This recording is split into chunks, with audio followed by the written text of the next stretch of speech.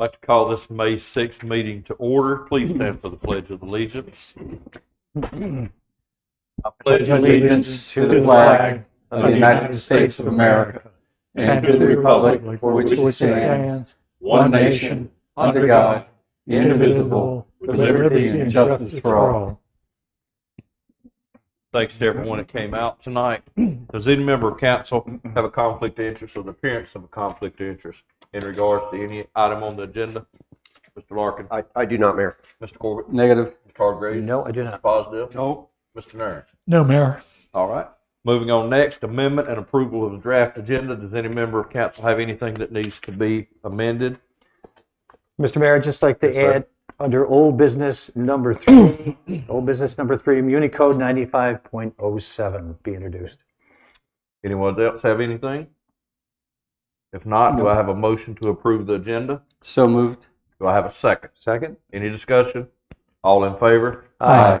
General council discussion. Does any member of council have anything they'd like to bring out? Okay. I have 2 items from the GSTATS meeting. Yeah, thank you. I left my glasses at home. GSTATS is the Grand Strand Area Transportation Study Group. We are part of the Transportation Advisory Group and our committee. What they did, they voted to recommend to NCDOT to expand our study area to north of US 17. So we would be looking at the area with potential Carolina Bays Parkway, and they extend it beyond 211 into the Bolivia area.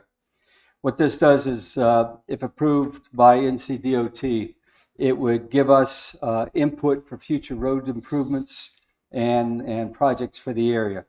Now, in full disclosure, I, representing Sunset Beach, argued against expanding the part into Bolivia, mainly because it, in our view, dilutes our ability to get financial support to infrastructure and road projects in this area. I was outvoted by everybody else, and so the committee moved forward to support those 2 areas. Also at that meeting, we started discussions with GSTATS to get funding to expand options for how to improve the intersection between Old Georgetown Road and Seaside 904, looking at what kind of improvements could be made and what else needs to be done on 904. And so we're looking to get some grant money for them to do that. So that's all I have to report. Anyone else got anything? Yeah, I'll just, go ahead, Peter. Mine's kind of easy, but Go ahead. yours is more subtle. I wanted to thank the people that came out on the 5th of April we sort of had like a citizens questionnaire. People met in here and we went into the conference room 1-on-1 or 2-on-1. And I learned an awful lot from it. I got here early and so did the people. And I stayed late and so did the people. As I said, I learned a lot. I hope the citizens learned a lot. There's just a lot of misinformation or a lot of half information that's out there that was good to be able to sit without cameras on us, without being recorded, and have that discussion. So I'm going to do it again this coming Friday. As long as the people will come, I'll try to do it after every regular town council meeting. But this Friday at 10 a.m. right here. Thank you. Thanks, Mayor. Just a quick report, if I could. This is the Brunswick County Shoreline Protection Consortium, which Sunset Beach is a part of. Mr. Corbett and I attended a meeting on April 24th. We certainly made the consortium aware that our dredging project that has been going on for a number of years is complete, and they congratulated us on that. We also made them aware of the possibility of a new dredging project and explained them a little bit about Palm Cove. The goal of that project, as we told them, was to stop the erosion and the scouring, which is currently taking place in the Bay area, Bay side of their community. And the consortium is interested in how that progresses. The third thing was a major topic, was a little bit of talk about, was offshore wind again. I've talked about that before. There we had a guest speaker, Elby Solana, who is a fishing liaison to Total Energies. There's 2 in the Carolina Bay lease area. There is 2 companies, Duke Energy and Total Energies, who have won the leases there and could build windmills, wind-driven devices off the coast of Bald Head Island. Again, that's about 22 nautical miles off the coast of Bald Head Island. The big question now that people are getting into in our groups is, does the noise of the pile drivers installing the supports for wind turbines, do they affect mammals, fish in the ocean? There's a lot of mammals washing ashore north of us, up in New Jersey, Connecticut area, and people want to know if that has something to do with putting in the pylons for these great big wind energy turbines things. What do they call them? Wind turbines. You call them turbines, I guess. And the question is it a natural phenomenon, or is this actual pile driving killing or maiming or hurting the whales so that they're beaching themselves ashore? A recent report was called a Ron report, and where it said there is evidence, and this came from the fishermen there, there is evidence that the noise of the pile drivers creates extensive noise causing injury to mammals' ears.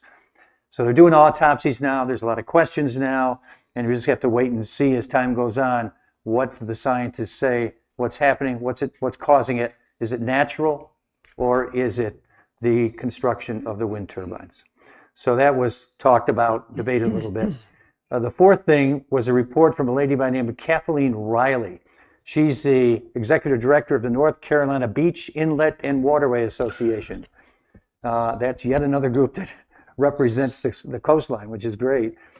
Congress, she reported that Congress is looking at changing the funding of offshore wind energy. Going to change the funding. And what's being proposed in Congress is that 37.5% of the profits from offshore wind, and companies are running offshore wind, would be returned to the states along the coast affected by wind farms. So this could be pretty important in the future for Sunset Beach. This money could be used for capital projects and so on. And Kathleen's going to help us as a committee deal with how do we push this forward, how do we support this. Now, you've got to realize there'll be a number of years before these companies start gaining or earning a profit here. But it's not going to happen right away. But this could be an awfully important source of funding in the future for Sunset Beach. So we'll just have to wait and see how that plays out. Also, we had two guests from the Army Corps of Engineers with us. The Army Corps of Engineers does dredging and beach renourishment along the coast of North Carolina and up and down the coast of the East Coast.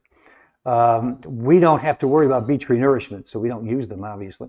But dredging is something that they do a lot of. But what they dredge are inlets running from the ocean to the intercoastal waterway. And they gave us a report on that. And then John and I asked a question. And the question was simply, what would be the process for the federal government approval to dredge Tubbs Inlet to the intercoastal waterway between Ocean Isle and Sunset Beach? And how do we apply to it? How can we make that happen? How can we help that happen? How can we get the federal government to pay for it happening? That's for sure. And we know around us, the closest one that they do dredge continually is Lockwood Folly. If you know a little bit about Lockwood Folly, they dredge Lockwood Folly 3 to 4 times a year to keep it open. So we are going to, this authority to do this is only granted, they told us, by Congress. Congress has determined Sunset Beach can have this dredging take place. So we got to have some pretty strong reasons. We got to get our representative on board and all this kind of stuff. But and some people who have been through this told us a little bit about it. You got to give a lot of reasons. You got to show tonnage is going through, for example, in this area, and it's important for the federal government to open it up. So we'll play a little bit more with it. We'll let our ERC committee know about it, Environmental Resource Committee know about it, and see what we do moving forward a little bit. Thank you. That's it. John, you want to add anything? Did I miss anything? Just 2 quick points. The studies that are being done on the mammals are not yet conclusive. There have been up in the northeast part of the United States a number of whales and other mammals that have washed ashore, and the autopsies on them haven't been conclusive. So it's one of those things where it kind of depends on who's doing the study, what kind of answers you get. But it's still an issue up in the air everybody's concerned with. The second one, in terms of federal funding for Tubbs Inlet, that's a long way off. you know, if it ever gets past the idea of we just talking about it right now. I mean, that's not something to say we are spending money, time, energy to pursue at this point. Good points. Yeah, thank you. Mr. Paulson, you have anything you'd like to add, Mr. Nairn? Nope, thanks. All right. Let's move on now to our public comments on agenda items only. Does anyone have anything on an agenda item that they'd like to speak on? If not, let's move to the consent agenda. The Fire Department March 2024 report, Finance Department March 2024 report, Public Works Stormwater Department March 2024 report, the Building Inspections Department March 2024 report, and the Police Department March 2024 report. Does any member of council have any questions on any of these five? I do not, Mayor. No, I don't, sir. I do not. Good reports from the staff. That's good. Excellent. All right. Complete reports. If I have no questions, do I have a motion Do you have a question? to approve the consent agenda? So So- moved. Do I have a second? I'll second. All right, any more discussion? All in favor? Aye. Good job, guys. Anybody that doesn't have anything on agenda is welcome to leave. Appreciate y'all.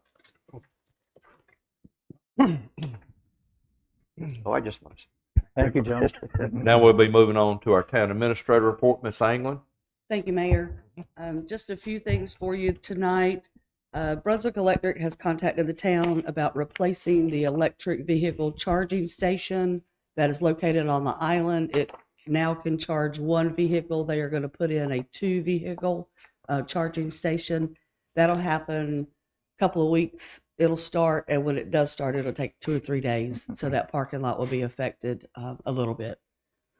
The hurricane season is upon us. Here we go again. Season starts June 1st and ends November 30th. Preparedness information is available on the town website as well as NOAA. And on the town website, it's in the community section. Hurricane passes have been mailed to the island property owners that have improved property.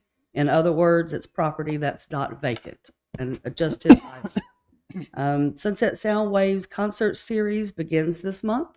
It'll start on Wednesday, May 29th at 6 p.m. in the town park, and it'll continue through August 28th. The first band will be the Extraordinaires, and the list of the bands is on the town website, also in the community section.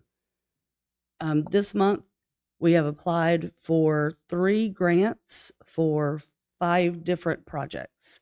We have applied for to the North Carolina Public Beach and Waterway Access Program grants for beach access renovations of 7th, 28th, and 32nd Street. We are requesting $615,426. The town match would be $205,142, and the total project cost is $820,568. We've also applied to that same program for the Majestic Oak Park. The funds this will be for the pier and the boardwalk out into the waterway or out into the Bay Area. We've requested $190,350. Town match would be $63,450 for a total project cost of $253,800. And lastly, we've applied to the North Carolina Parks and Recreation Trust Fund for the construction of the Majestic Oak Park. We've requested $500,000. The town match will be $558,000. Total project cost will be $1,058,000. So the total cost of all 5 of these projects is $2,132,368. The grant funds requested is $1,305,776, and the town share would be $826,592. So that would save us more than $1 million if we get all these grants. We'll know in the fall if we get them or not. And that's all I have. All right. Does Thank any you. member of council have Thank anything you. for Ms. Anglin? Nothing. Okay. No. All right. Not. You Move still on. have to stay around though. Moving on to old business, draft budget ordinance and request for public hearing for the 24-25 year. Ms. Nichols.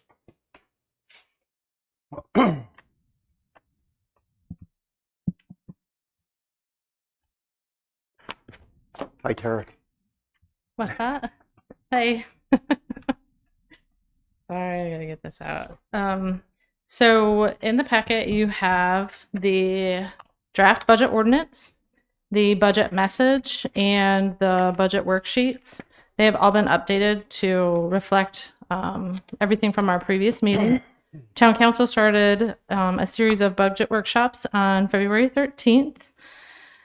And we have gone through and have a balanced budget proposed tonight. I will state that one of the things that is part of this is that we have not changed the tax rate. And these are on the website. They're in the packet on the agenda. They're also under the finance department. For tonight, we just need to set the public hearing for June 3rd at 7 p.m. And that would be the time for the public to ask questions, get Yeah, so answers, that would raise be, so we'll have a public hearing for any public questions or public input that anybody may have. People are also welcome to email me any questions, and I can address those ahead of time, and we can also address them in the meeting as well. Would you be open for questions now, or would you? Yes, rather wait? absolutely. If you have any questions now, absolutely. Mayor? Go ahead.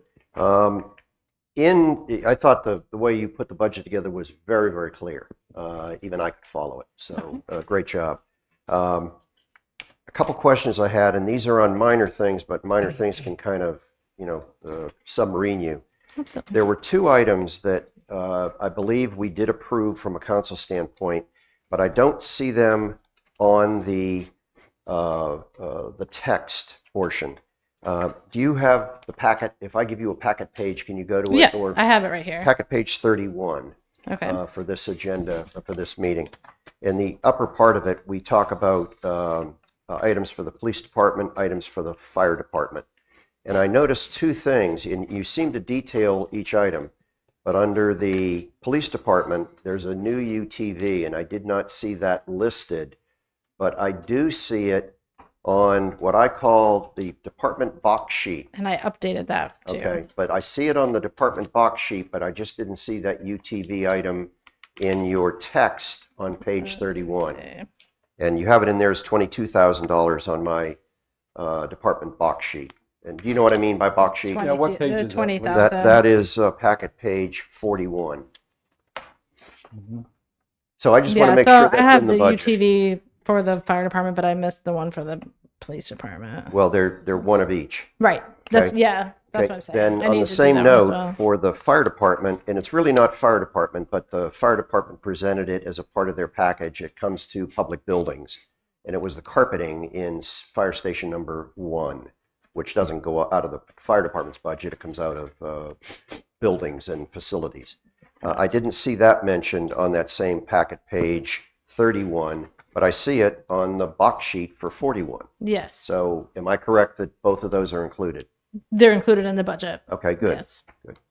I just didn't want to have to come up with another. Yeah, the carpet $50,000. that would be under the public. It would be under the like maintenance and repair of public buildings. Okay. So it's not technically like a capital expenditure. Sure. So All right. Well, I just wanted to make sure we weren't. If Right. we weren't going to do those two things, I'd like to no, be able they to tell they them tonight that they're yes, not no, getting. they it. are So in the it's- budget. okay. I just didn't write them in the budget Okay. message. All right. Thank you. That's all I had. Yeah. Anyone else have anything? I thought, good job, comprehensive. Thank you. I thought it was very well done. A quick question to maybe the people listening tonight. The ad valorem tax is the property tax that's collected by the town, collected by the county, really. Collected by the county, Sent back correct. to us. And that is $4,470,000. And that's approximately, I think you said about 43% of our budget. And check. I have a lot of numbers in my head, so I wrote that percentage down in here. Let's see. Yes. My only question is to you, Property might not a taxes. question, but 43% is good. And Yes. we strove for that last year in our budget. We made it, and we've kept it at, I think it's a little higher, 43% this year, which is an excellent number for budgets in North Carolina communities like our own. Correct. Okay, thank you. Thank you for spearheading that. That's excellent. Yes. Got another one here somewhere. Oh, and the second one is just our available fund balance is 75% of the general fund expenditures. And that is an awfully good number also. I don't know exactly what the fund balance is as of right now. What it's saying in here is that we strive for 75%. Okay, all right, I thought that's what it was, but that's a great number. If we can get close to that, that's an excellent number. It says you can keep your town going when a catastrophe occurs. Yes, that's what we strive for as staff and town council. I cannot speak to what that percentage is right at this moment. But you'd suspect it's close to that. Yes. Okay. From what I figured out, I can come back with that at the next meeting with No, a that's more. all right. I just, That's okay. I just don't want people saying, well, why can't she answer that? And she can't answer it. changes because every day. Exactly. The numbers aren't in yet. So it's. Yes. Okay, thank you. I appreciate both of those. Thank you. Anything else? If not, what's the pleasure of council in regard? Anything over here? Yes. Tara, thank you very much for seeing us through this. I wish you were still here. Thank you for all you've done for the town Thank you. and for answering my silly questions. I've got a question on the accommodation. Is your mic on? Yeah, on the accommodation, we have a service that we're subscribed to that's going to be tracking rentals. Yes. Is that in effect yet? So that is, I actually have a meeting set up with them tomorrow, and we're going to be discussing what we had talked about last time with the contract, where they're at. So I get The to. contract started January 1? Close. Or was that November when we? I don't No. have the contract But it dates in was- my head right now. There was 3 months for them to get rolling, and we're What now they into had May. told us that we would be up and running April 1. And so we're not there yet. So what part of my discussion tomorrow, it'll be on my lunch break tomorrow. I'll be having a meeting with them and discussing where they're at, what they're going to do, how they're moving forward. They've actually changed staff again. And so that's why I'm jumping back into this process and Since they were going sort to of pushing, I guess to say, put it nicely. Since they were going to be into effect on April 1, we're now May, and it sounds like it could be closer to June before they get this resolved. I can't really speak to that until I actually have a conversation with them. And We're getting 2 months um, credit? I'm sorry. Are we you're gonna ask them for 2 months credit for the lag time for them to get prepared? So I will see where they're at, what they're doing when we're going live, and what the progress is, and I will address the contract with them as well. And to see if, however many months we are behind, if we can get an extension on it, what they're willing to do. If they- I just have to have the conversation with them first. And so, if they can't give us an extension because they're at problems, we're going to have a hard time talking to them about renewal.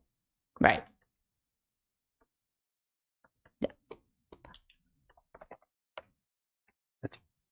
Thank you. Anyone else? Not, what's the pleasure of council in regards to setting up the public hearing for June the 3rd, 2024 at 7 p.m.? I'd like to make a motion to approve the capital, oops, that's the wrong thing. Never mind. It's right here. Well, go ahead. Make a motion to set up a public hearing on Monday, June 3rd, 2024 at 7 p.m. to address the new 24-25 budget. Second. All right, any more discussion? All in favor? Aye. Thank you. Now moving on to our capital reserve fund resolution with the fire truck. Ms. Nichols. Yes. So in front of you, you have the resolution that will establish our capital reserve fund. Right now, we are allocating these funds for the purchase of the fire truck, and this gives me the ability to transfer this money into that fund, the $150,000 that we had appropriated already, and then after July 1, once this budget's passed and we have another allocation ready to go, this will come back to you after July 1 to update it, and then it will show the the added money if that's approved. So this will be an amended document as we go forward. So now we're creating the fund, Mhm. authorizing the fund with the $150,000 that we approved in the fiscal year we're in right today. The fiscal year we're in right And then now. the 24-25 fiscal year, we're going to put another $150,000 in, and that is in our budget right now that we just Correct. discussed. Yes. So there'll be $300,000 in Yes. Good. And as you add money to this fund, it will be amended as we go. And we've already paid a down payment for the truck, so We they would have. start constructing the truck, the Yes. apparatus. Yes. Wrong word, sorry. And Joseph, do you know of when the due date is for this thing, or projected due date for this new fire truck? Not yet. Okay, thank you. Pleasure of council in I'd li- regards to going ahead with this. I'd like to make a motion to approve the capital reserve fund resolution. Do I have a second? Second. Any more discussion? All in favor? Aye. Thank you, Terry. I think. Next up is our 9507. Mr. Hargraves, you have this one. Thank you, Mr. Mayor. 9507 is a muni code that deals with beach, and deals with our beach. At the last council meeting now, back in April, the council agreed that all unattended items remaining on the town's beach strand after 12 a.m. local time shall be considered abandoned and removed by town officials. Now, after that vote, we talked to the police chief. We received a bunch of comments regarding this and how it was probably sort of ill-advised as far as 12 a.m. was concerned. I even reached out to Carmel Zetz of the Turtle Watch group and then asked her about this.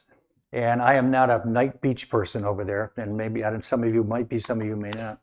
And she gave me some good background, I thought, on why 12 a.m. just really doesn't work.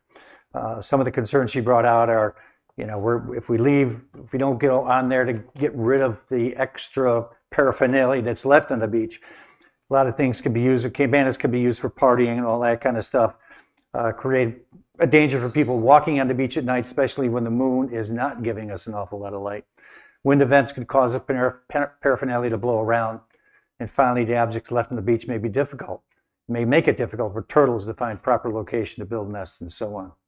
So what we did is Mr. Larkin and myself sat down with Chief Claymore and worked out what we feel is a good solution to this problem moving forward. And here's the 95.07 that we're recommending to council tonight.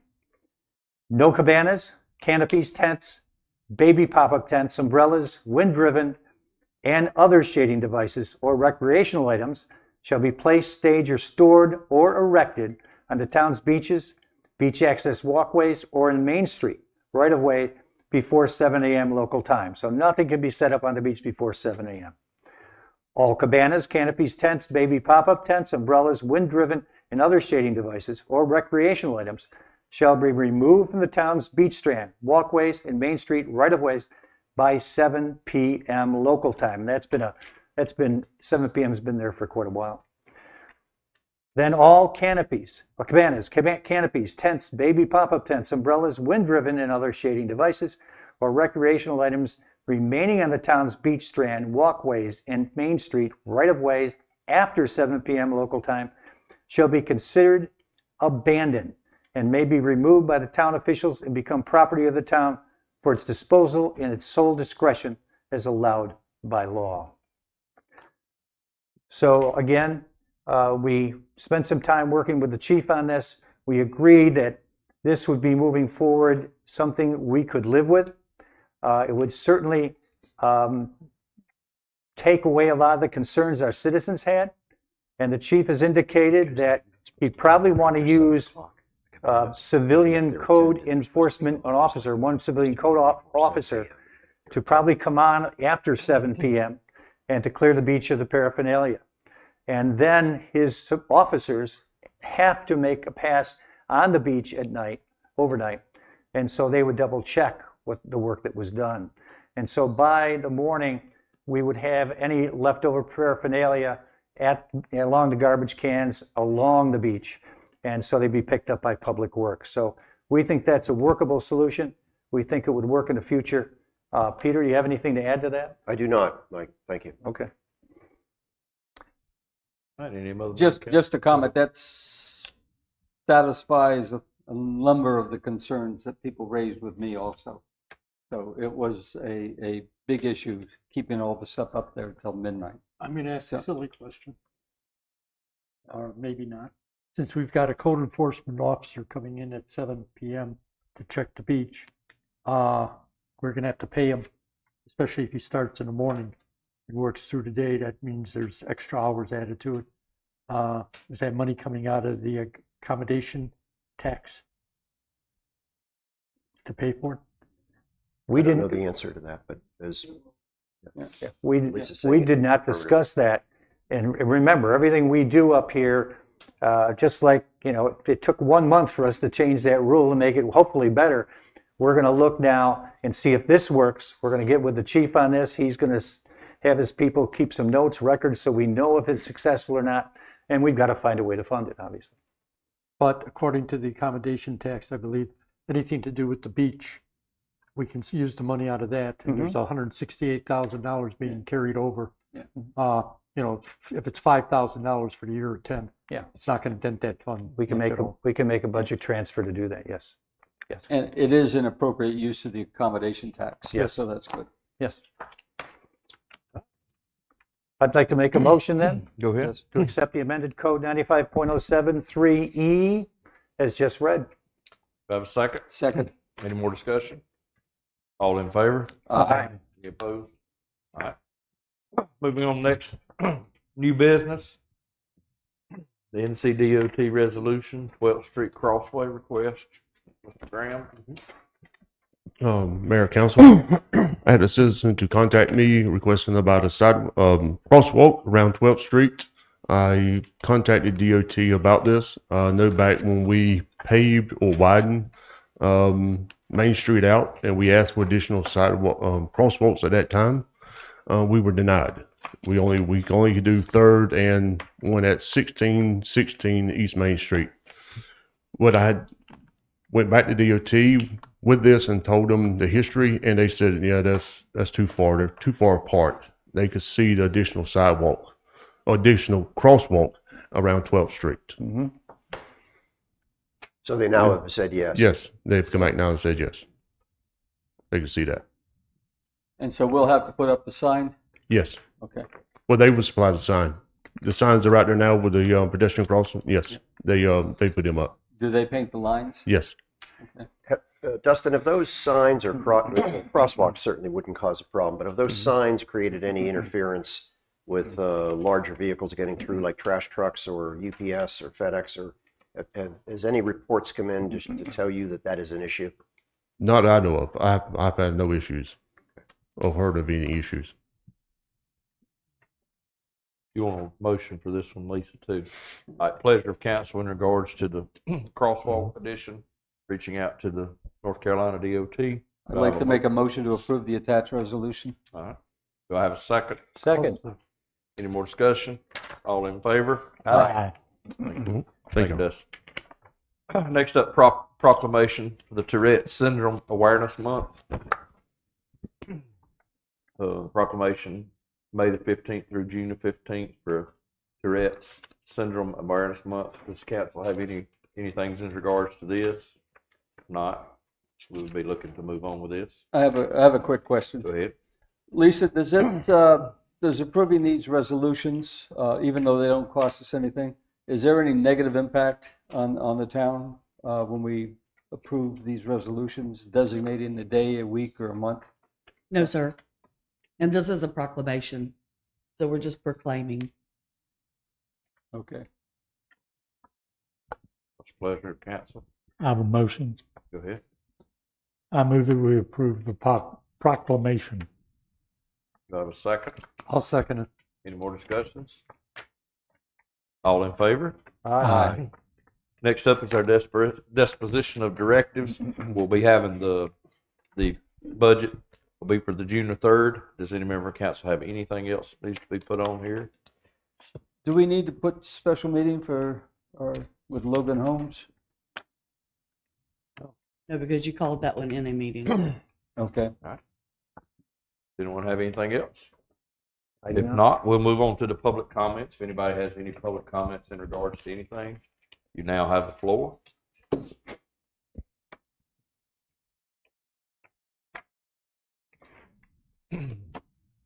Richard Nowakowski, 929 T-Ticket, in Sunset, in Ocean Isle Beach, Chatham Glen. I made a presentation to the full council on April 1st at the meeting and submitted to the town a FOIA request for Public Works, the Public Works project. There's no mention of it in the meeting notes. At the meeting, I presented 6 copies of the FOIA, a receipt for signing and the signature of accepting it, and a copy of the chapter 132.6 in the North Carolina state statutes. There's been no response from the town regarding my FOIA. There is a clear violation of chapter 132.6 of the North Carolina state statutes that says the city has to respond negatively or positively. It also shows, as far as I'm concerned, the council's indifference to any type of presentation made to the council at your meetings, since it's not documented. Thank you. Thank you, sir. Anyone else?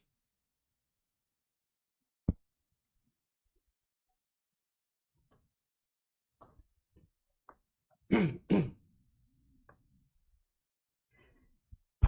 this down where I can reach it. I'm Candy Fogel. I live at 509 Lakeshore Drive. I have been before you in the past. I am here to ask that the council please work together with the ERC and find a sufficient budget for cleaning up the Twin Lakes. We have been here and we've talked about this before. I just wanted to remind the council that in October of 22, the town announced that the land acquired the donation from Dina and Gregory Gore and offered the land to the town under the condition that it will be protected and preserved. I submit to you that that is not happening. There has not been a sufficient budget to take care of the Twin Lakes. There has been a minimal budget to take care of the East Lake. There has been no budget to take care of the West Lake.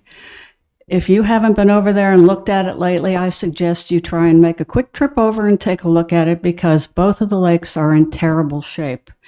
The land was offered, again, with the condition that it would be protected and preserved.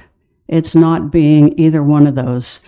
I know it's time for the budget. I'm asking you to please work with Mr. Farrell and the ERC, find a sufficient budget to please take care of these lakes, because they're in terrible shape. And that's all I have for you tonight, and thank you very much for your time. Thank you. Thank you. Anyone else? Last call. Huh? Do I have a motion to adjourn? So moved. Do I have a second? Second. Any more discussion? All in favor? Aye. Nay. I don't want to go home yet. You don't want to go home yet?